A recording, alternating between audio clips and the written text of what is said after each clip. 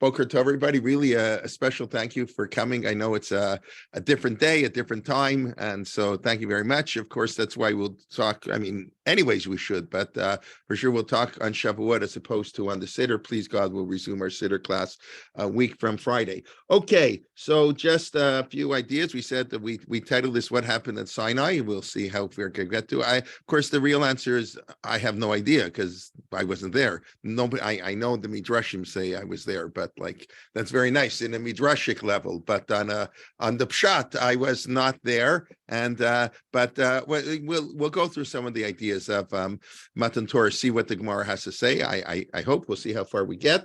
Of course, as I mentioned over the years, and I'm sure other people have mentioned different, exactly how far removed Torah is from Shavuot. We can debate, but it's 1,000% clear that the Torah never tells us the day we got the Torah on.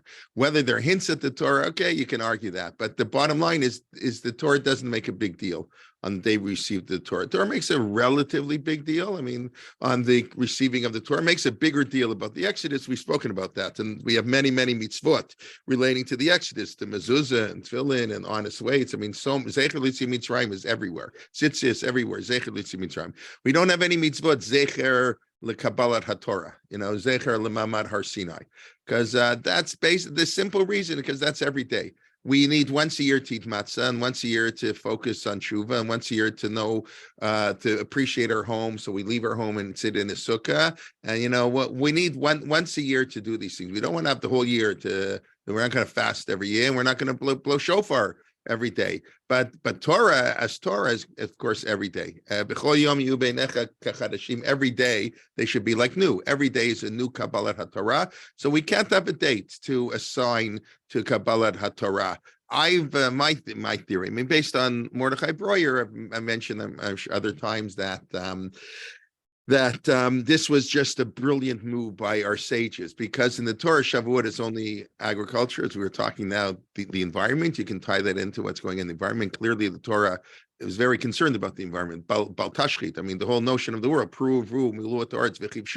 the first mitzvah to conquer the land means, you have to keep the land. You can't destroy the land. So that's obvious. And all the mitzvot that apply agriculturally on these holidays. So of course, we want to put a modern twist. It's not even like a far thing. It's obvious. That's the simple pshat.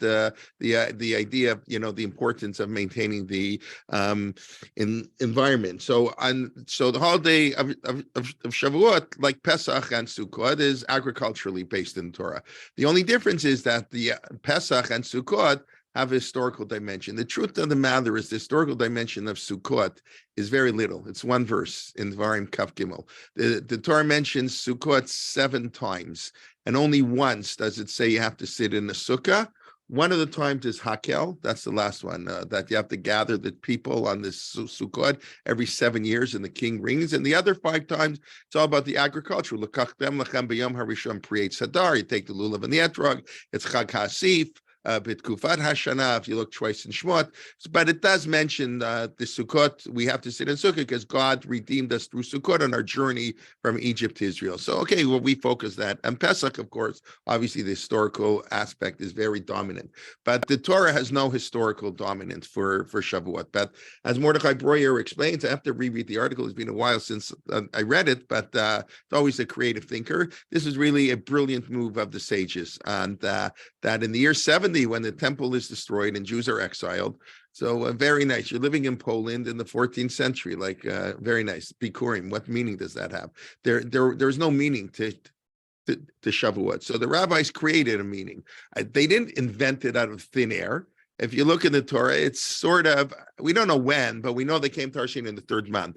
The Gemara says that was on Rosh Chodesh, but okay, I don't know. It could have been any time. We don't know how long they were there. Until God told Moshe to come up to the mountain, and it's more or less around this time. So okay, so we decided maybe the weakness of the Jewish people, maybe we did need a date to focus on Kabbalat Torah, whatever it is. But that became that's obviously the focus of the Torah. Now I compare it to like on Shmini Atzeret, right? So Shmini Atzeret is no mitzvot, just like there are no mitzvot on Shavuot.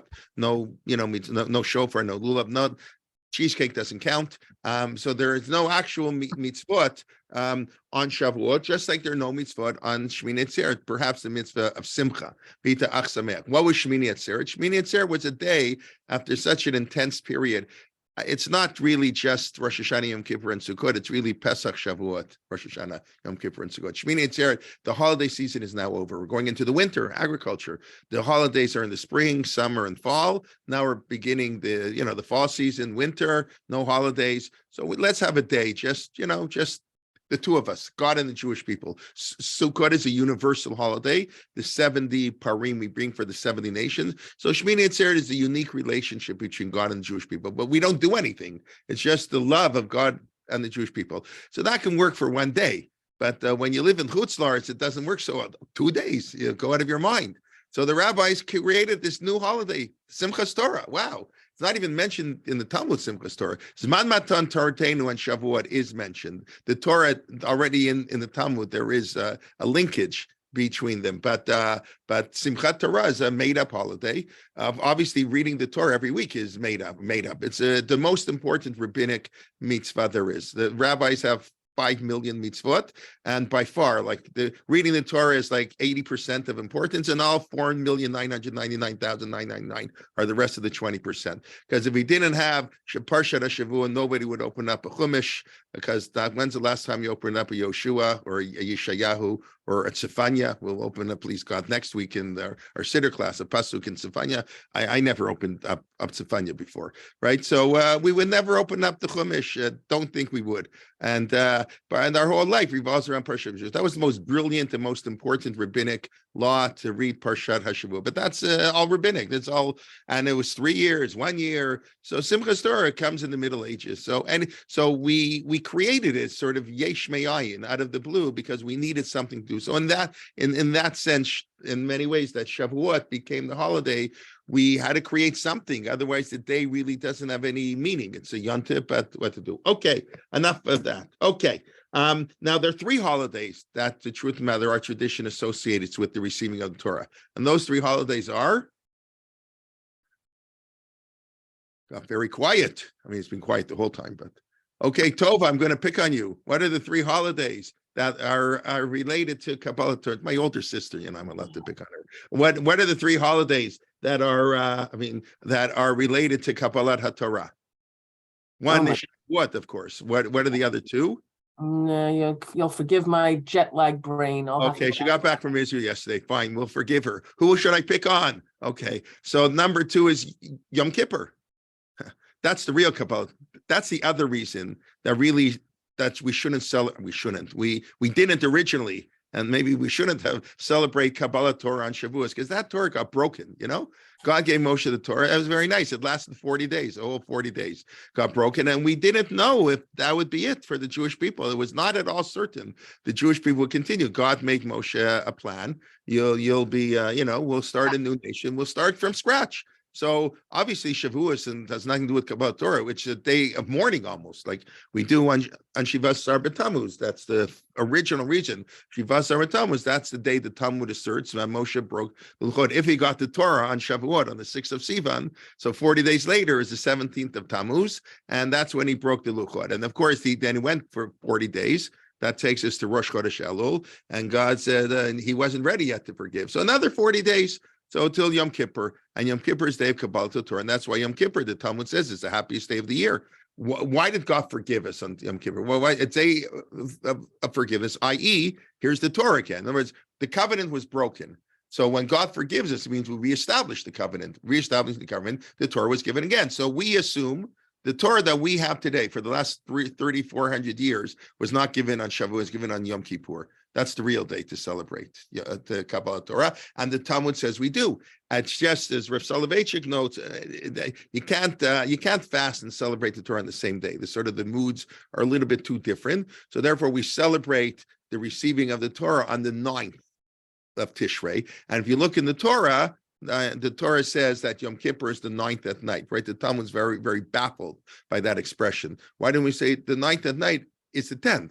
Right, the day starts at night. Why don't we say the 10th? So the Talmud says whoever eats and drinks on the 9th is as if it's as important as fasting on the 10th. It's as if they fasted for 2 days. Amazing. In other words, it's harder to fast, so you get more reward when a mitzvah is harder. So eating on the 9th, you get the reward as if you fasted on the 10th. The same thing. So in other words, Yom Kippur consists of 2 distinct opposite mitzvot: to party and to eat, to celebrate the receiving of the Torah. Okay, that's great. That's the 9th. Then the 10th, we have to be very serious. He forgave us, but maybe we're doing more sins. Maybe we're breaking the covenant again. So therefore, Yom Kippur has this dual aspect. But Yom Kippur is the happiest day of the year, along with Tu B'Av, but that's for a different reason, because it's a day of Kabbalat HaTorah. So that's the real day we should be celebrating Shavuot, quote unquote. Okay, what's the third holiday on our calendar that celebrates the receiving of the Torah? Hopefully, we'll see that inside in a few minutes. No,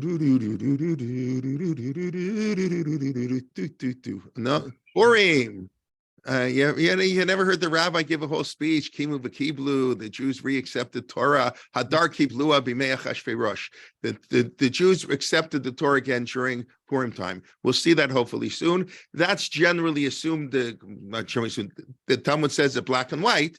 That was the oral law. Like the Jews didn't really accept well, it doesn't exactly say that, but that's what we assume, that the Torah is re-accepted. That the Talmud does say in the time of Achashverosh Purim. Yom Kippurim, Purim is a day like Yom Kippurim is a day like Purim. They're both the days of Kabbalat HaTorah. Purim also, therefore, it's a joyous day. Therefore, we eat and drink, we party. That's a little bit of a different party than the 9th of Tishrei, but we really have 3 holidays on our calendar. It's just that Yom Kippur and Purim, we focus on the other themes. We don't focus so much. I don't think so many people at Suda Hamafseket talk about Kabbalat HaTorah, but that's really what it is. And the same thing on Purim, we don't focus on it. But those are the dates. On Shavuot, there's nothing else to focus on. So we focus on Kabbalat HaTorah. Okay. But what about Simchas Torah? So Simchas Torah is the reading of the Torah. It's not the receiving of the Torah, right? If I'm not mistaken, we celebrate. We take all the we Torah. celebrate that we received. Right. We celebrate that we received the Torah, or that we've learned the Torah. You're right. It's a little bit of a connection, but you want to say that's an extension of Yom Kippur in a sense, but right, that was added. So you could throw that into, but Simchas Torah is not so much the receiving the Torah, it's that we read the Torah. That's the Maggid of Dubna, I think, has a famous one of his parables. Why don't we finish the Torah on Shavuot? In other words, why do we finish it on Simchas Torah, or why do we party? If I remember the whole thing, so he says, in fact, on Shavuot we didn't know what was in the Torah. There's nothing to celebrate. Maybe we're not going to like it. I mean, lots of people thought. I came up in my classes in chat. I tell people there's certain parts of the Torah I wish weren't there. What can I tell you? I don't agree. I don't agree. It's not. I don't mean to sound heretical, but it wouldn't bother me if certain parts of the Torah weren't there. But I accept. God is who am I? I'm nobody. Divine wisdom, of course. So we accept the mitzvot even if we don't like them. We'll get there also. So we don't know Shavuos. When are they going to party? Maybe. Oh my God! I read the Torah. The Jews were a little bit idiotic. Nasa Benishma, they accepted the Torah. As the Gemara says, what a stupid people. What idiot signs a contract without knowing what's in it? The Gemara says a little bit nuts. But out of their minds. Nasa Benishma. Is that really true? We need a long shiur today, but I'm teaching at chat at 10:40, so I do have a deadline. But anyway, so who knows if they're going to like it? Only on Simchas Torah. Now we read the whole Torah. Beautiful. Torah is so beautiful, the values, its guides for life in the crazy world that we live in. What better guidance can there be than the beauty of the Torah? So that's why we celebrate on Simchat Torah at the end. Okay, but let's start with this idea. Did the Jewish people, do we like the Torah, as so to speak? Do we have to like everything in the Torah or not? So this we're gonna start with Rashi. Part of this, and we may have done bits and pieces over the years, but if so, a review is always great. And if no, what's going on here? Okay, everybody can see. Everybody see that? Okay. So what's the problem here? The problem was the word lamor. The word lamor doesn't make any sense because, as I mentioned a number of times, the word lamor doesn't mean saying. I know that's how they translate it in English, but that's a redundant word. If God spoke to Moshe, Moshe, so obviously he said something. When God spoke to Moshe saying, well, obviously if he spoke, he said. So the word lemor always means a response. By the Bereshit Moshe, lemor means to say over, not to say. It's not that God spoke to Moshe saying, God spoke to Moshe that Moshe should say this over to the Jewish people. By the Bereshit Moshe, lemor just means, otherwise it's lashon hara. When somebody tells you something in private, you can't repeat it. How does Moshe know? Maybe this was the direct communication God got to Moshe. Maybe he wasn't supposed to share that. So the word lemor is the permission and the obligation that God spoke to Moshe to say over. So the problem is God is speaking to the whole people. So who's saying over anything? What's there to say? There's nothing to say. So Rashi, where'd I go here? Rashi has this fascinating comment. Now you'll understand, like his Nechama Leibowitz would do. What's bothering Rashi? Why does Rashi say this? What's bothering Rashi is the word lemor doesn't fit. Well, what do you mean? God spoke all these things to say over. Who are they saying it over to? They're all there. So Rashi says, Milamed, we'll go back a pasuk, sorry. So Rashi says, Milamed sheyonem al hein hein v'alav lav. It teaches us that the Jewish people said yes, yes, no, no. When God said, I'm the Lord your God, yes. Do not have other gods, no. Keep Shabbat, yes, yes, yes. Honor your parents and mothers, yes, yes. Don't murder, no, no. Al hein hein, all the positive commandments, they said yes, yes, yes. And on the negative commandments, they said no, no. Very nice. Rashi is based on a mechilta. And this, I love this idea. Lemor. So Rashi, as he 99% of the time does, he's quoting other sources. The brilliance of Rashi is how he quotes the sources, what sources he quotes. But of course, it's so much more meaningful, which we never, I rarely do. It's something Nechama Leibowitz tried to drill home in us, that you always have to look up the source of Rashi and compare the way Rashi quotes the source and the original source. So if you take a look in the Mechilta is the Tanaitic commentary. This is even pre-Mishnah, perhaps. I'm not an expert. I don't know exactly when the Mechilta was written, but it's Tanaitic from the time of the Mishnah. Lemor, sheyamrim al hein hein v'alav lav. That's Rashi. They said on yes, yes, on and no, no. Divrei Rabbi Shmuel. Oh, we're going to have an argument. That's Rabbi Shmuel. Rabbi Akiva Omer al hein hein v'alav hein. Oh, no, no. Rabbi Akiva said no. That's not what they answered. Rabbi Akiva says they answered yes and yes. When God said, I'm Lord your God, they said yes. And when God said, don't murder, they said yes. It's very nice. What's going on here? So now Rashi only quotes the first opinion. He only quotes Rabbi Shmuel. He does not quote both opinions, but this is a machloket. Did the Jewish people answer yes or no to the negative commandments? Who cares? Obviously, who cares? So Rabbi Soloveitchik, in his brilliance, understands there's a fundamental debate going on here. What's the debate? The debate is, did the Jewish people willingly accept the commandment, or they really didn't want to?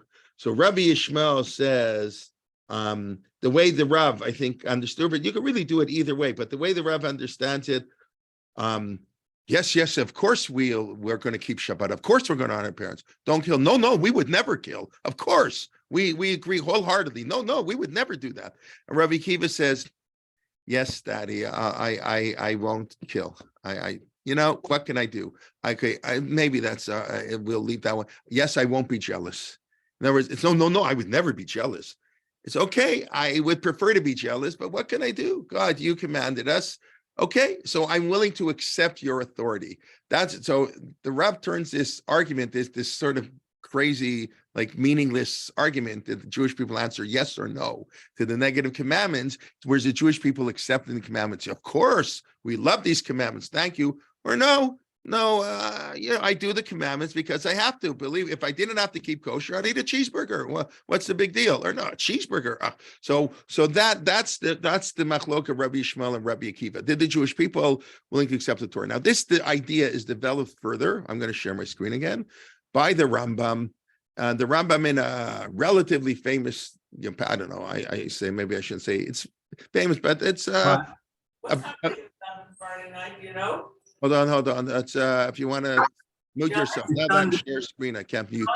Hold on. So the Rambam, this is, you see, 8 chapters, like 6. The 8 chapters is the Shmona Prakim of the Rambam. The Shmona Prakim, the 8 chapters, this is the Rambam's introduction to Pirkei Avot. The Rambam wrote a lot of introductions, by the way. His introduction to the Mishnah, and he wrote beautiful introductions. I don't know how often people learn them, but they're good to learn. Okay.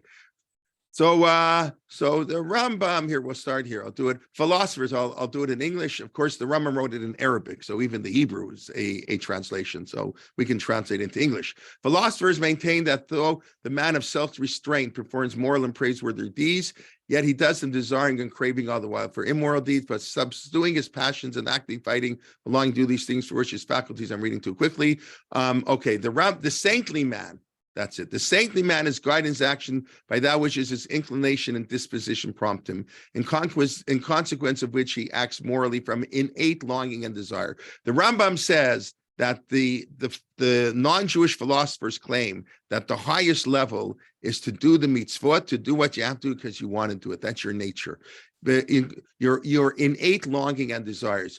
Philosophers unanimously agree the latter is superior and more perfect than the one who has to curb his passions. I would really like to commit this sin and steal, but I don't do it because God commanded. That's much worse. It would be much better to have no Yetzer Hara to do the sin. That's what all the philosophers think. Okay, so he goes on. And he quotes, you can find sources like this in our tradition, etc. But the Rambam says, hold on, that doesn't work. This I'm going to do in the Hebrew, and I'll translate. I prefer it.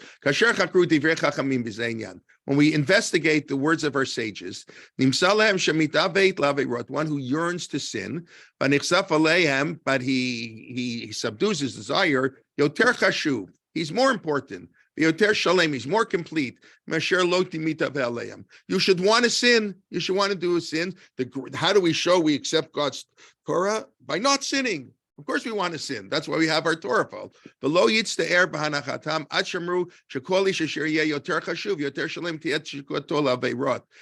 the sages say whoever's greater, right? I mean, you may have heard this idea that the bigger the tzaddik, the bigger the Yetzer Hara he has. The more important the person has, the more powerful he has. He's yearning for sins. His pain when he can't sin, Yoter Gadol is greater. And the rabbis say, who's ever bigger than his friend, Yitzro Gadol, he has a bigger evil inclination. Below Dayam, and that's not enough, they say he gets more of a reward because Lipum Sara Agra. According to the effort is the reward, and since it's hard to keep them. It's hard not to cheat in business. It's hard to follow all the sexual things of the Torah. So one who does, it's hard, he's going to get greater reward. And furthermore, she seems to be Adam, you should want to sin. You shouldn't sin. They warned us. Not say it's my nature not to sin. No. This is the beautiful example the Rambam gives. A person should not say, I don't want to eat meat and milk. He should say, I want a cheeseburger. I want a cheeseburger. It's a funny example. I don't want to wear shan. I want that wool and linen suit. Wow, that piece of linen and that $3,000 suit. I want to wear that. I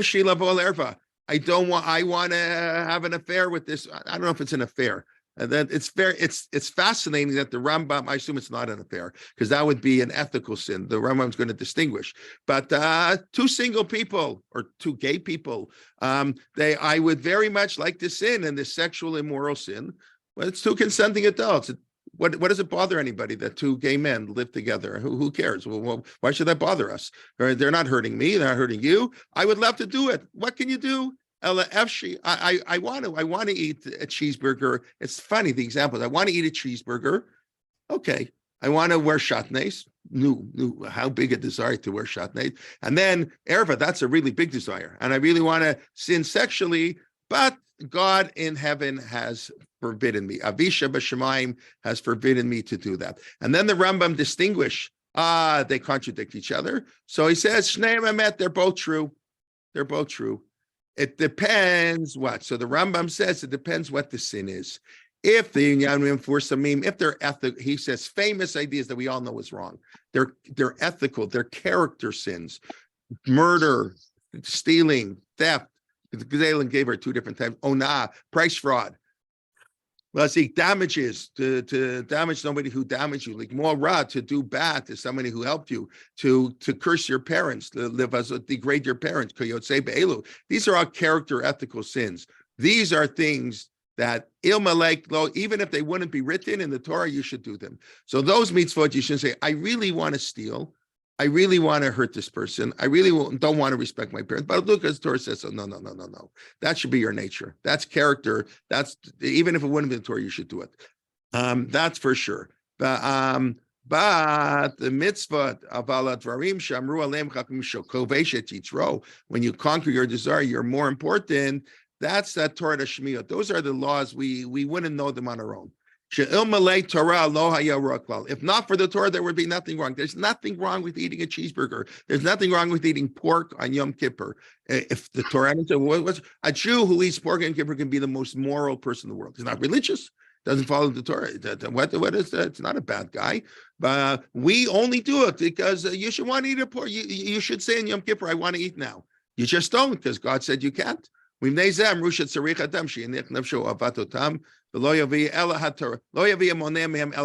reason I don't do it is because Torah. If a guy hates cheeseburgers and he doesn't eat them, not such a big mitzvah. He doesn't like cheeseburgers. But if a guy likes cheeseburgers and he doesn't eat them, of course, I guess you don't know if you like a cheeseburger until you eat it, but I'm not recommending that. But you can imagine if you would like a cheeseburger. People tell me lobster is very good. Okay, Baruch Hashem. So if I can't stand fish, so it's no big deal. I don't get any reward for not eating lobster. But the only reason I don't eat lobster, the only reason is the Torah says so. So that's what the Rambam says. And then he says, but you should never say, I wish I could kill that guy. I can't stand him. I'm going to kill him. Oh, I wish I could steal. I wish I could degrade. Oh, what can I do? God, that's not good. That's not good. But here again, he creates the same examples. Basar v'chalav, shatnes, and arayot. I find it fascinating. I was alluding to that arayot. The Rambam does not consider arayot a normal ethical wrong, like murder, theft, business stealing, that we should want to do naturally. But sexuality, it's not natural. Monogamy, waiting till marriage, apparently that's not part of the mitzvot. That they're just, you should want to do because they're done. They're part of the mitzvot, you have to struggle. And there's nothing wrong and apparently everything right in saying, I wish I wouldn't have to keep this mitzvot. And the only reason I keep it is because God has commanded. So that's a very powerful reading in the Rambam. It's really quite an amazing piece. And I would say, I comment that sometimes I think tragically we have reversed the Rambam in modern society. Many people, their desire is to cheat in business and desires to do all these sexual sins and all these other things. Oh, when it comes to kashrut, oh my God, they're so strict that all the chumras, I would never go near non-kosher food. They go insane. That's to desire non-kosher food. I just think our society in many ways is upside down. It's like, it's backwards. So I think you often find that I think it's such a beautiful Rambam, and the Rambam is being so realistic and so human, and there's nothing wrong. So that was, hain, love. So I don't know, maybe Rashi doesn't agree with the Rambam. It seems that Rashi, when he's quoting only Rabbi Yishmael's view that the Jewish people said it, yes, no, Rashi's saying no. That's the way Rav Soloveitchik is explaining it. That Rashi is saying no, everything. God, of course not. God, you forgave us to steal. Why would I could never think of seeing it. I'm sorry. I could never, right. Okay. But even presumably we would be on kashrut, although Rashi doesn't directly say, because the mitzvah and the 10 commandments are pretty logical. In other words, even the Rambam would agree that when it comes to lo tirtzach, you shouldn't say, oh, I wish I could kill, but I can't. But anyway, there seems to be some discrepancy of views here. Obviously, Rabbi Akiva and Rabbi Shmuel are arguing about this. But how important is it to say, I like what the Torah says, or no, I'm sorry, I wish I didn't have to keep the Torah, but what can I do? And I often say, I'll say this, and I don't want to get into it, but I'm sort of alluding to it. I think this is a huge, important point when we deal with what's become a huge issue today, LGBTQ, and I don't know what, and Orthodox people, many. I mean, I'm sure everybody in this class here knows at least 5 people who are gay, I'm sure. And I'm sure most of you have a relative who's gay, because it's a statistical, chance, I don't know, whatever, 3%, whatever the numbers are. So, where our community is struggling greatly with these issues. But you see what the Rambam is saying, it's natural, it's okay. There's nothing wrong wanting to, somebody sins, people sin in all kinds of areas, but the attitude towards it is a little bit different. It's not, from what I can read in the Rambam, he doesn't directly say homosexuality, but he says arayot, it says sexual sins. The Rambam includes in that area where it's not so natural, where it's okay to say, I wouldn't observe this unless God had commanded me. No, that's just, you can totally disagree with me. And okay, let's move on. Any quick questions? I'm happy to take, and then I'm going to move on to what a couple Gemara, the one more famous than the other, I think, about what happened at Har Sinai itself. That was just the first pasuk. Yocheved, do you have a question? I see your hand up. Yeah, I just wanted to add that Rav Soloveitchik elaborates on this point in a different shir, Okay. which is on Yosef and Yehuda, and he calls Yosef. I don't hear you anymore. Ma'ula and Yehuda Hamoshel Benafsh. Okay, Can you we hear me? didn't hear the whole thing, but I Oh. said to share Yehuda and Yosef. If you could send that to me, I would be most grateful. By the way, Yocheved has an article in the most recent issue in Tradition that I just received, and they're doing on Rav Soloveitchik. The whole issue mentioned to devoted to Rav Soloveitchik. So Yocheved has an article in the last. I hope it's okay that I give you a little bit of Okay. PR. But anyways, you can read it there. Okay. Yeah. So I'd be happy. I'm not aware of that shir of the Rav on Yehuda and Yosef, so I'd be very happy if you could send me an email later and or post it in the chat box, etc. Okay, let's discuss. No, this idea, but by the way, did the Jewish Torah, it's not exactly the same, but very similar. Did the Jewish people accept the Torah willingly, or they want to do it? So this is part of, it's mind-boggling if we think about this. The Gemara on Shabbat, right? So there is no Masechet Shavuot, right? There's a tractate in the Talmud on Pesach, on Rosh Hashanah, Yom Kippur, Sukkot, even on Purim. But there's nothing on Hanukkah, and there's nothing on Shavuot. Both of those, by the way, are in Masechet Shabbat. Both of those are discussed in Masechet Shabbat. But Memat Likin, about lighting candles on Shabbat, that's how the Gemara segues into lighting about Hanukkah. The one on Shavuot has to do with Tuma B'Tahara, the Mishnah in Shabbos, and talk about the 3 days they had to separate from their wives, and the Shlosha D'mei Hagbala, was it 2 days or 3 days? Therefore, was the Torah given on the 6th or the 5th, the 6th, the 7th, or 7th of Sivan? So the Gemara there has a discussion, a 2-3 page discussion about the events at Har Sinai. So we'll take a look at 1 or 2 of them. So the Gemara on Shabbat 88a, that's Daf 88, as the famous statement, Vayityasu b'tachtit hahar. The Jewish people encamped, tachtit, that's a strange word, under the mountain, tachat, under the mountain. So what does it mean? It means at the foot of the mountain. Amar Rav Avdimi bar Chama bar Chasim, Elamed shekafa kadosh baruch hu aleim an har kikigit. It teaches us that God held the mountain on top of us, right? This famous teaching, like a barrel. Guys, if you get the Torah, that's great. You don't have to accept the Torah, no problem. It's up to you. If you want it, great. If not, it's okay. You don't have to accept it. Just this will be your burial place. That's all. I'm just letting you know. You don't want it, good. Do want it. But if you accept the Torah, great. If not, bango. You drop the mountain in your head, and that's your funeral. So they're going to take place right away. So Amar Avacha bar Yaakov, whoa, that's not fair. Mikan moda arabala, right? Wow, I now have a great excuse. I have a great excuse. I don't have to keep the Torah. I never agreed. You can't put a gun to somebody's head and make them sign a contract. That's invalid in Jewish law. God has to follow Jewish law. God can't force us to accept the Torah. We don't. In a medrash, he went to all the nations in the world. You don't want it, fine. I'm not going to make you take the Torah. So we have no God. We don't keep the Torah. I have a great excuse. How do they translate it in English? I think the Jewish people can claim they were coerced, and therefore it's not binding. Yeah, Torah's not binding. That's amazing. Wow. I'm a Rabbi. So Rabbi says you're right. That trick worked for 1,000 years. First 1,000 years, all through in Tanakh, Ruth, Megillat Ruth, right? All those stories and Shoftim and Shmuel and Malachim. Yeah, you're right. The Jewish people had a good excuse why they didn't accept Torah. It was forced upon them. But that excuse only worked, I said before, until Purim. The Jewish people willingly, beautifully accepted the Torah on Purim. The Jews accepted kimu, or I don't know how to translate. They established and accepted kimu masha kimu kfar. They accepted what they had already accepted. In other words, you're right. Purim time, they realized they're going into exile. We need the Torah. Whatever it was, the Gemara doesn't explain. There was something about Purim that got the Jewish people to willingly accept the Torah that they hadn't done for 1,000 years, and therefore, for the first 1,000 years, we have a great excuse. Okay, what's the problem with this Gemara? Anybody bothered with this Gemara?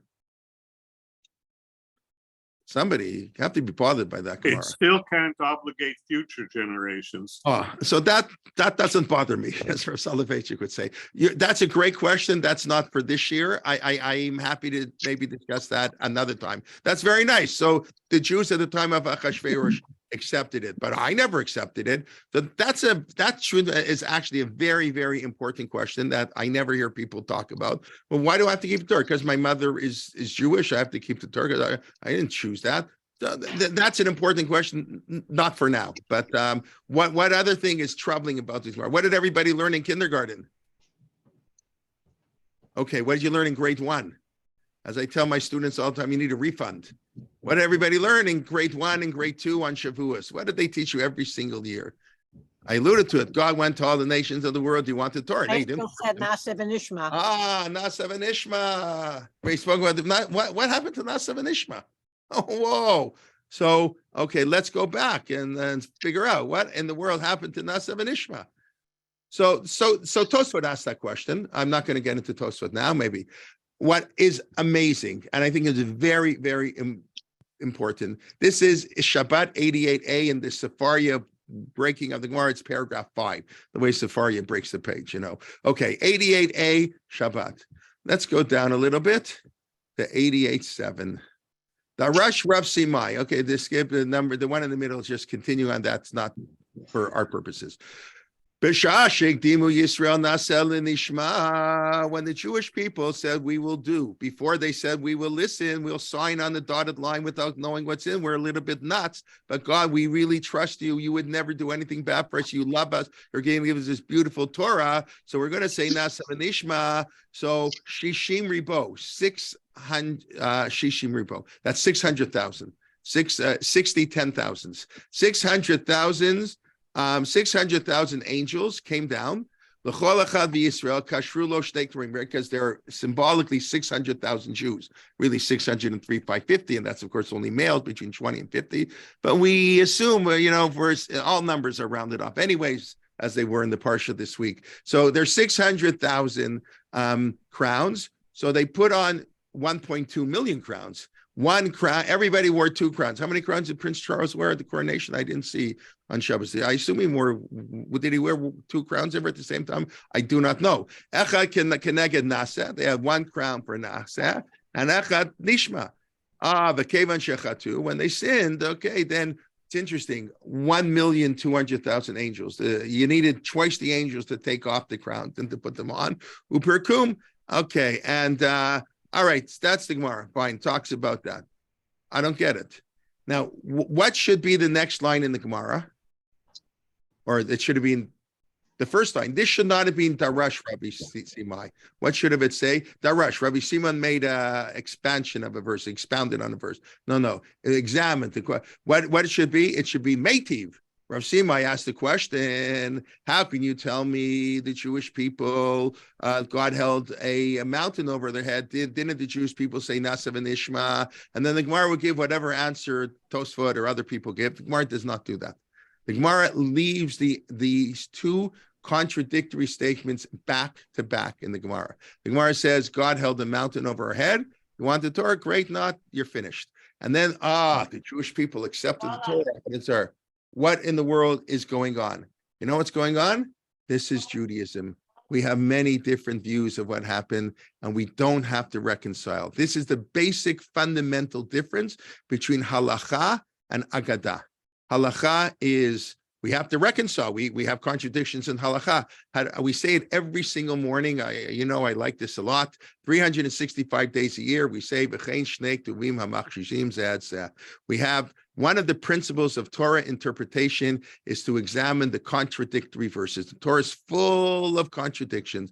The Bible critics weren't stupid. They knew what they were talking about. They have different answers than we have. Yeah, they're working on a different premise, but they weren't stupid morons who just are out to get the Torah. The Torah contradicts itself left and right. That's the lonely man of faith is Rabbi Soloveitchik's reconciliation of chapter 1 and chapter 2 in Bereshit. The two Genesis stories totally contradict each other. Torah is full of contradiction. Until you find a third way to a third verse that somehow, oh no, this is here, that's there, we reconcile. But that's only in matters of halacha. Because you have to do something. Either you're going to eat matzah like this or like, right? Either matzah is an obligation 1 day or all 7 days. That's one of the contradictions. The Torah says you should eat matzah for 6 days. That's in Re'eh, I believe. And the Torah says in Bo and other places you eat matzah in the Emor for 7 days. What is it, 6 or 7 days? That's a contradiction. We resolve the contradiction. How do we resolve the contradiction? We eat it 1 day. Is a mitzvah. Only the first Only night. 1 day. Wow. That's none of the above. The Torah says 6 or 7. A contradiction. Okay, we throw them both out. We do one. It's amazing. In other words, 1 day obligation, 6 days permission, 7. Right, 1 plus 6, 7, because it says in the Torah, the third verse, in the evening you should eat matzah. So that's the Leil HaSeder. But that's only in halacha. We don't have to, we should not attempt. Well, maybe I shouldn't say that because Tosfot, other people did try to reconcile this, but the Gemara had no interest in reconciling these two pieces because the Gemara is not interested in history. I said, we don't know what happened inside. The rabbis don't. What, do you think God held up a mountain? Do we know what happens? We don't know. It doesn't matter because the Torah is not history. The Torah doesn't tell us history. The Torah is talking to us. Some people need a mountain held over their head to accept Torah. And some people accept Torah because they love it, God, whatever you say. And both approaches are valid. And that's why the Torah presents God. The Torah is not telling us what happened. Obviously, historically, only one of those two things can be true. In other words, it can't be. Now, of course, it can be half the people accepted willingly, half didn't. Or what some say, I think Tosfot has that answer. I think, 10 miles away, the Jewish people are going to accept it. Yeah, of course. It was for 3 days back and forth with God and Moshe. Of course, we're going to accept it. When it came the morning of Shavuos, I don't know what we're getting into. So, they got cold feet. They slept in, according to the Midrash, right? They slept in, Tikkun Leil Shavuot. They slept in because they weren't so sure. So sometimes you want to do something, it's the right thing. You need a push. So you can reconcile it. Or the Tanchuma reconciles it, the written law and the oral law. The Jewish people were willing to accept the Torah. That's what God said. But the rabbis, it says in the Torah, keep Shabbos, don't light a fire on Shabbos. Okay, I won't light a fire on Shabbos. But I can't turn on the lights. I don't know, whatever. I can't write. Where does it say that in the Torah? Doesn't say any of this stuff in the Torah. The rabbis make up all this stuff. I'm not willing to accept the oral law. It's a written law. Yeah, whatever it is, I don't really care. And everybody can reconcile it, or I preferably don't reconcile it. We should live with the contradiction that Torah was accepted willingly and Torah was forced upon us. I think it's so beautiful. And I think that's how if you study more Gemara, you'll see this all the time. In Aggadic passages, the Gemara presents wild views, and it's very dangerous. You have to be careful that a rabbi doesn't only quote one view, like they want to have a particular, I can quote all the sources that the Jewish people accepted Torah willingly, they have to accept. They're all true, but you got to quote the other sources too. Both sources exist in our tradition. We have a multifaceted, rich, pluralistic, within limits tradition. But I think that the fact that the Gemara presents it back to back and makes no attempt to reconcile these two, I think is very important. I just I'm going to throw out the question. You can think about it. I have an idea or two, but I don't really have a great, I guess it's part of what I'm saying is, in other words, why do the rabbis want to say, we accept Torah. So in other words, when the rabbis say we're forced, I think the rabbis, again, they're talking to us. They're not talking historical. They're saying it's okay. It's okay to only keep Torah because God holds a mountain over your head. And by the way, this Gemara, unlike the Rambam, they doesn't distinguish between ethical and ritual. This Gemara says that the Torah Bichlal, maybe that includes I shouldn't cheat in business. I also need a mountain held over my head. I also need laws and threat to go to jail if I cheat on my taxes, whatever. So I just think that's a beautiful idea. Okay, let's do we are not, I doubt we'll have time for both. So which maybe I know this is really, really dangerous. So what should I do? We do the Gemara that Moshe goes up to Mount Sinai and he gets time passed to Rabbi Akiva's Beit Midrash, or the Gemara that talks about the 613 mitzvot go down to 1. Okay, we can't vote. I have to decide which we're going to do. Okay, we're going to do the Gemara in Makot because I think it's less famous. And if we have time, we'll do the Gemara in Menachot, where Moshe Rabbeinu was transported to Rabbi Akiva's Beit Midrash and he doesn't understand one word of what's going on. But let's see what we can do. So I'm going to open up the Gemara in Makot. As I'm sure you've heard me over the years, whatever mentioned, we do not have an agreed list of 613 mitzvot. Does not exist. Because the Gemara doesn't present it. The Gemara was of no interest, 613 mitzvot. As far as I know, and it's not in halakhic passages, and that's important, only 2 places in the Talmud is the 613. One on Shabbos 88, I think it's 80, that we were talking about the Gemara, about breaking the Taryag mitzvot.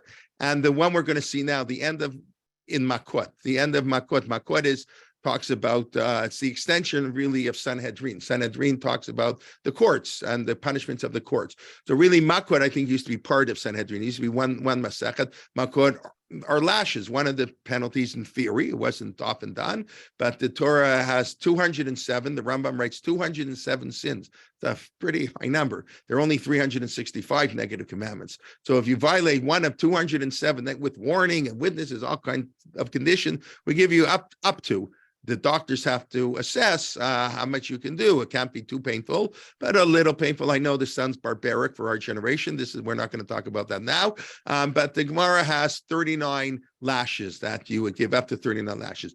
To the end of Makot. So let's go to the end of Makot. It's right the last page in Masechet Makot. So where are we here? Makot 24a. Okay. That's 23b. Okay, so the Gemara says, Darash Rav Simlai. Rav Simlai made a drasha, right? That same word, Darash. He's introducing a new teaching. Sheish meyadu shloshesrei mitzvot namru lo lemoshe. 613 mitzvot were given. By the way, the Talmud never enumerates what they are. Shlosh meyot v'shishim v'chamesh lavim. 365 negative commandments. This is sort of well known. Kiminyan yemot hachama. Every day is a new mitzvah.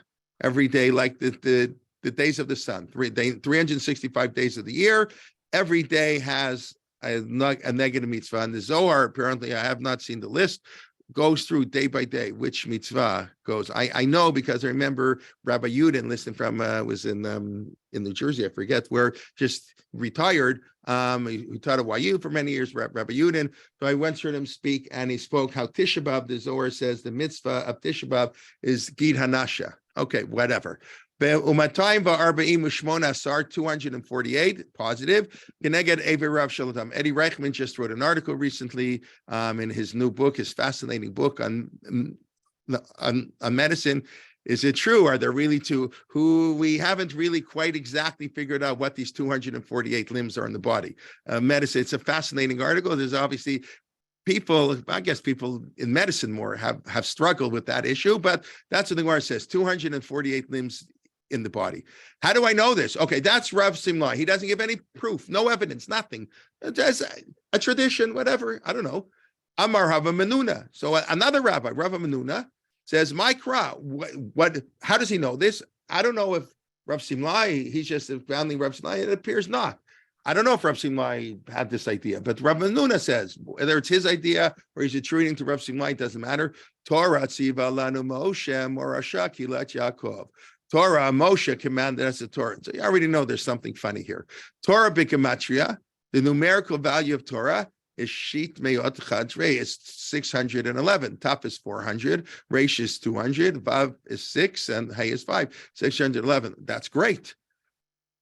Anochi v'lo yeh mipik v'arash shamun. But the first of the 10 commandments or 14 commandments, whatever commandments there are, Anochi and lo yeh, they heard from God, right? The first 2 commandments, according to Rashi and according to certain traditions, but not all, for sure not all. According to some traditions, the first 2 commandments were said by God. Anochi, God speaking. Lo yelecha. By the third one, lo tisat shem Hashem, we go to third person. So that is Moshe talking. So 611 gave Moshe, 2 gave God. Now already this is problematic because the second commandment already has 3 mitzvot in it, 3 of the 613. It's not just, it's maybe one dibra, lo Elohim achim lo tishtachab aleim v'lo tavdeim, is I think the Sefer Chinuch either counts 3 or 4 mitzvot on that second commandment. Secondly, many people say Anochi was not given, Anochi is not a mitzvah. It's it's a statement introducing. Well, what do you mean? I keep 612 mitzvot. The one belief in God, I don't go for that one. Like, that's insane. You can't have any mitzvot unless you have a commander. So many commentaries say Anochi is not a mitzvah. It's not a mitzvah. It's a precondition to mitzvot. So, and then the Ramban disagrees with this whole premise of 2 and 10. He says, no, God said all 10. But so already, this is there's lots of things going on here. It doesn't matter. It's a gadata. Doesn't matter. It doesn't have to be historically accurate. It's expressing an idea, right? We can have conflicting agadot. So that's fine. Here's the next part. This is mind-boggling. I'm just, to me, this is one of the most, in the Ripley's, believe it or not, if you want to see the most unbelievable in the 2,711 double-sided pages, what is the most unbelievable Gemara? I think this has got a rate either number one, like in real estate, King David came along and he said, no, you know what? 613, that's too many mitzvot. That's too many mitzvot. We're going to do only 11. Let's read Rashi. Shebetchila hayut tzadikim. When the Torah was given, the Jewish people were righteous. I don't know. Is that really true? Okay. Anyways, the original givers were tzadikim. Bayu yecholim lekabel ol mitzvot harbe. They could accept a lot of mitzvot. You give those people out of Egypt, they were righteous like anything. And you could give them 613 mitzvot. Our generation, 2023, people are going off the derech, not so many religious, it's not too much. Modern society can drive me nuts. 613 mitzvot. Okay. If you had to keep all 613, nobody can keep all 613. That's too hard for people. So David said, it's okay. So David said, 11's okay. Just keep 11 mitzvot. If you have another interpretation of this Rashi, please let me know, because I don't. We will merit to God. Okay, we have to keep 11. That's not so hard. Although we'll see, it's not so easy either. And again, it gets worse and worse. And every generation, in the time of David HaMelech, they could keep 11. Okay, we're going to go through this in a second. But hold on. But by Yeshayahu said 6. Yeshayahu said 6. No, 11's too much. Ba Micha, right? That's the famous thing. Micha, where is it? Micha. We're not going to have time to go through this whole Gemara. Ba Micha v'midan al shlosha. So Micha came along. No. Torah's only 3 mitzvot in Torah. Forget the other 610. To do justice, to love kindness, and to be modest. That's it. That's the whole Torah. Don't worry about anything else. And no Shabbos, no kashrut. Okay, I don't exactly think. No, but that's the simple meaning. What can I tell you? I didn't make this up. Yeshayahu said, I said 6. No. And now I realize how hard. Only 2. You only have to do 2. Shimru mishpat vasut stakak. That's from the Torah. Before Tisha B'Av. No, it's not. It's Torah we read on fast days. Shimru mishpat v'asut stakak yikorba yeshuati lavo. Amos came and said only 1. Okay, anyway, so this is a mind-boggling Gemara. So it has to, obviously can't be interpreted as literally as I was interpreting. Probably, I hope, What it means is if you keep these 11 mitzvot, you'll end up keeping the whole Torah. Just focus on it. That's not what Rashi says, though. Rashi is very clear that it was too hard. You can't ask people to keep 6 stern mitzvot. You only ask them to keep 11 mitzvot, and okay, they'll reward. I assume Rashi also hoped by keeping these. That's why I say this is the Ripley's Believe It or Not. It's like I read this first time I learned this Gemara. It's like I fell off my chair. Like, what is going on here? I don't have a firm explanation. Yes, so these 11 will lead you. But as we'll see in 1 second, the Gemara quotes it all, but they're all based on Tehillim. I'll do it here so it's in English. They quote Dichtiv because there are 11 mitzvot in the 15th chapter of Tehillim. What is the 15th chapter of Tehillim? Mizmor LeDavid Hashem miyagur b'olecha. God, a song, who will dwell in your mountain? Who can come close to God? So we say 11 things. Holech tamim upo el tzedek. He walks tamim. He walks in purity with God. That's really the only mitzvah between man and God. Po el tzedek. He does righteousness. He speaks truth from the heart. Well, that's the one we'll talk about. Lo ragala lishno. He doesn't talk lashon hara. He doesn't harm his friend. Lo asalei ra. Charpa lo nasagro. He doesn't denigrate anybody. Nivas beinav nivas. Those who are disgusting people, he doesn't like. A contemptible man is abhorrent, they translate. Yirei Hashem, but he honors those who fear God. So that's why you get maybe the other mitzvot. Nishbal lara, he never backs down his word. He says it, he keeps his word all the time. Kaspo lo natan b'neshech, he doesn't charge interest, or I guess without a heteriska, they didn't have a heteriska back there. Shochet, he doesn't take a bribe. One who does this, he'll be straight this whole life. So that's it. That's the entire Torah. That's the 613 mitzvot. So I just want to quickly go through it. It's getting late. Holech tamim. So the Gemara then goes through. Who are these 11? What are these 11 mitzvot? And they give examples for each one. You can on Shavuos, take out an art scroll, a Koran, and ask your rabbi to discuss this Gemara because it's such a powerful Gemara. Holech tamim zu Avraham. Tamim, walk before me and be pure. Okay, so we have to be like, what's Avram? Chesed. I mean, when we think of Avram, we don't think of kashrut and Shabbat. We think of chesed. To walk with God means to do chesed. Doesn't mean to keep Shabbos. It may also mean to keep Shabbos, but that's not what the idea is, right? There was no Shabbos. Poal Tzedek and Abba Chilkiah. We don't have time to get in this amazing story. Abba Chilkiah was this, he wouldn't greet people right there. The halakas of how you have to work an employee, we don't follow them anymore because we assume they're impossible to follow today. And the employers don't mind it. So we live in a different work environment. But you're not allowed to say hello to somebody when you're at work. You're not allowed. You have to cut out 90% of the davening. You want to daven mincha at work hours. I remember Rav Schachter told us, I think I mentioned once before, the OU, the mincha minyan at 3:00 in the winter at the OU building, they do a Heicha Shmon Esrei. They don't do the whole repetition of the Amidat mincha. So somebody complained to Rav Schachter, it's not nice. An Orthodox institution, it's really better to do the whole Shmon Esrei. What are they, not so religious in a hurry to mincha? He says, absolutely, they're not allowed to say the whole Shmon Esrei. What right do you have to, maybe they can't have a mincha at all. You're working. They're taking time out from work 3:00. You got it done quickly. No repetition of the Shmon Esrei here. So that's Abba Chilkiah. He didn't talk to anybody. Okay. I just want to do one because I love this one. Dover met Bil Vavo. He speaks the truth in his heart. Kigon Rav Safra. So who's Rav Safra? I think the Gemara. Yeah. So it's let's do it in Rashi instead of in Steinsos if I can find it. Why can't I find it? Mefarshim. Okay, Dover met Bil Vavo, Mefarshim, Rashi. So Rashi says, who was Rav Safra? The Sheiltot. The Sheiltot is Rav. That's a Gaonic work, 8th century. The first work written after the conclusion of the Talmud. And this is the story. The Rav Safra was a salesman. He wanted to sell something. It's very interesting. Rav Safra's davening. He's saying Shema. It's funny. I guess he's at work, whatever. I don't know. Got all his wares in front of him. I'll give you $100.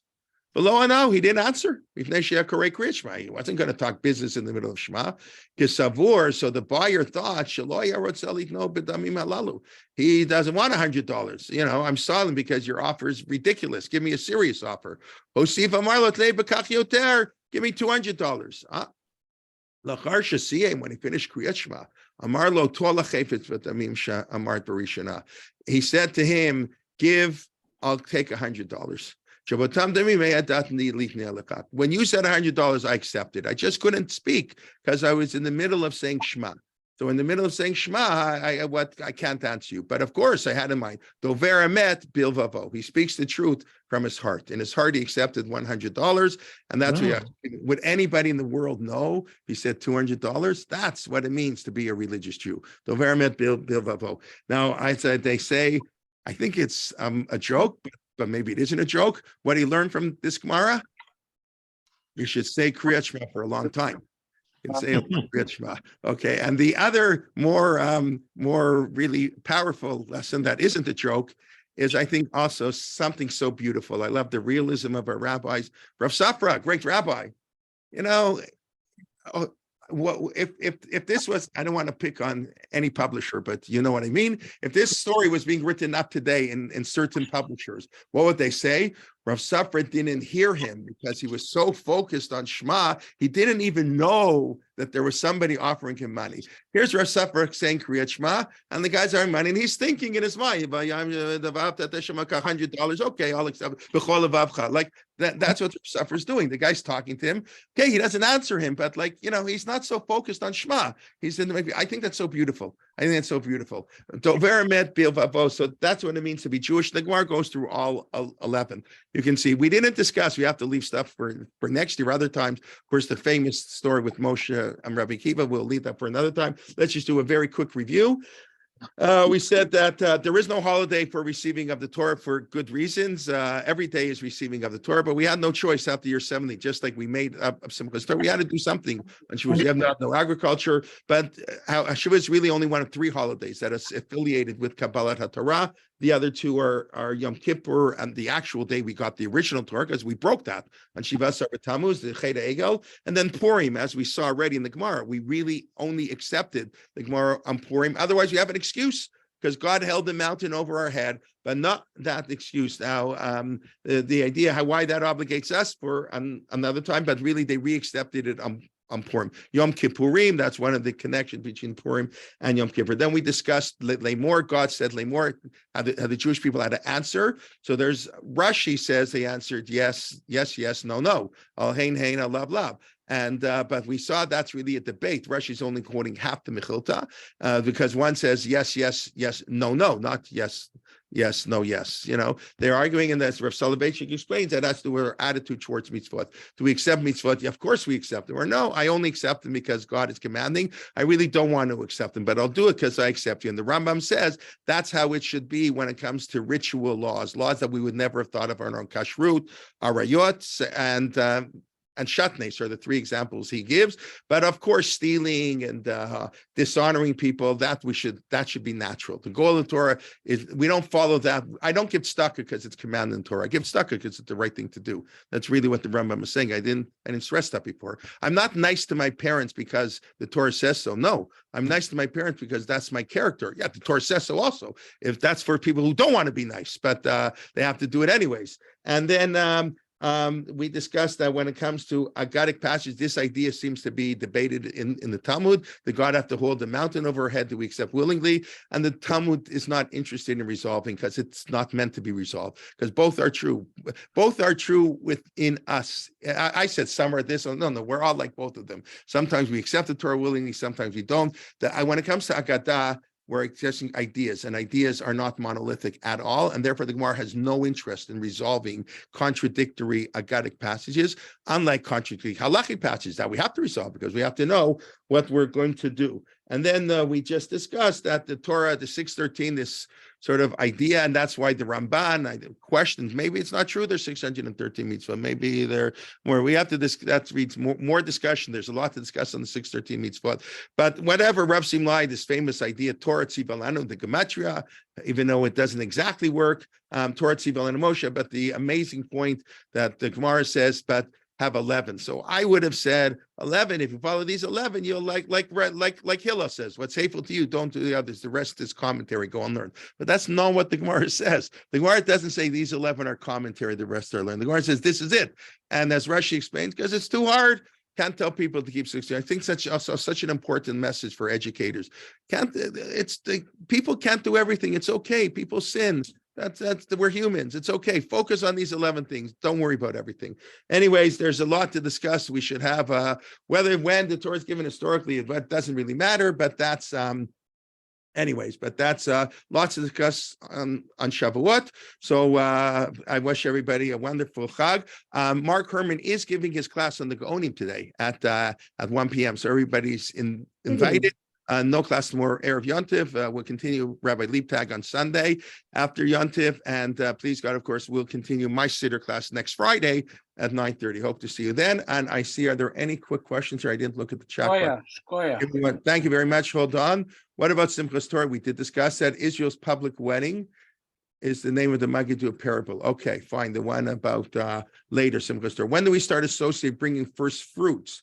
No, the first fruits is a mitzvah in the Torah. The mitzvah Bikurim, unlike what some people might think, the mitzvah Bikurim begins on Shavuot. The earliest time you're allowed to bring Bikurim is on Shavuot. You cannot bring them before Shavuot, but you don't have to bring them on Shavuot. Pritam brought them all winter, all summer, till Sukkot. And one opinion in the Mishnah, this is one of the few times mentioned Mishnah, until Chanukah. Bikurim brought it till Sukkot. The whole thing from Sukkot to Chanukah, you bring it, but you don't say the whole thing the farmer says. So Chaka Bikurim, it's the beginning. It's the beginning of the Bikurim, but not every Jewish farmer brought his Bikurim on Shavuot. It's the earliest time, and I assume when the Mishnah describes Bikurim, the parade they had a parade, wonderful, everybody being the first fruit. So I assume that was probably done on Shavuot or before Shavuot, day before. I don't know exactly. The Mishnah in Bikurim describes the parade of Bikurim. I know, but every day people could bring Bikurim. I imagine they had big times. Okay, but is Rabbi Yoel giving class on Sunday? Not this Sunday, a week Sunday. Rabbi Yoel's class, he wasn't giving every week. Rabbi Yoel, please God, will be giving on June 4th, not this Sunday. Thank you. But I have a quick question. Yes or no? I have to know. There's no new login for Sunday. No, there's no new login. It's the same login. Yeah, we always send out the login. No, there's no new login. There's no natural inclination to do wrong. Okay, we can discuss that. Cheating in business is not the first. I'm not sure what you mean. People do cheat in business. People have a natural desire for money. I understand why people cheat in business. That's why there are more mitzvot in the Torah about money than anything else. As Mayor Tamari points out, there are over 100 mitzvot of the 613 relate to money. Because we need every moment of the day, because we have such a desire for money, we need many mitzvot, because we don't want to keep those mitzvot, whether the Ram says we should, but we don't. In practice, most people would like to be able to cheat a little bit, to overcharge, not to have such honest advertising, not to keep what's in their heart. They would like to. So that's why the Torah is so many mitzvot. Even murder is not necessarily black and white. That is correct. I would say even killing is not black and white. There's situations we need guidance. Absolutely. Right. I discussed, Morris, I don't know if you're my shir, I discussed on Friday that maid is an example of somebody using your Yetzer HaTov to sin. You want the motivation can be very nice. You want to relieve suffering, but that's a problem. We can't talk about that now. Charles wore 2 crowns. Thank you, Irene, at the coronation. There you go. Now 7 Ishma. I don't know if that's why, but listen. A lot of his coronation was taken from our sources, accepting the Torah and the key. Yes, I mean I didn't mean it an act of stupidity, but the Gemara does say that. The Gemara does say. What foolish people. They accepted without saying. Again, we have both these views. Tremendous faith, because they're both true. On the one hand, it is of course I believe it's beautiful and everything valued, but you can understand there is a view in the sages. What are these people out of their minds? You're going to accept the covenant your whole life to do for an entire people, and you don't even know what's in it. So that's the debate. I really have to go. is the Meraklim? That's really the same debate. We'll read it in a couple of weeks. Was it good to send the Meraklim? Rashi said, no, they should have had faith in God. Well, faith in God. That's not how we operate. We don't rely on God. You have to figure out yourself. You got to live naturally. You got to send advanced spies to figure out what's going on, right? So all these things are arguments. Yes, and so we praise the Nasa v'Nishma, but obviously not everybody praises that or I think it's true. As we praise Nasa v'Nishma, we realize the danger in that. They're both true. Like I said, we don't resolve these contradictions. Okay, I want to wish everybody a Chag Sameach, and thank you very much. Okay, everybody, Chag Sameach. I got to run, and be well. We look forward to learning with you soon. And please invite a friend. Chag Sameach. Bye-bye. Shabbat Shalom. Bye-bye. Shabbat Shalom.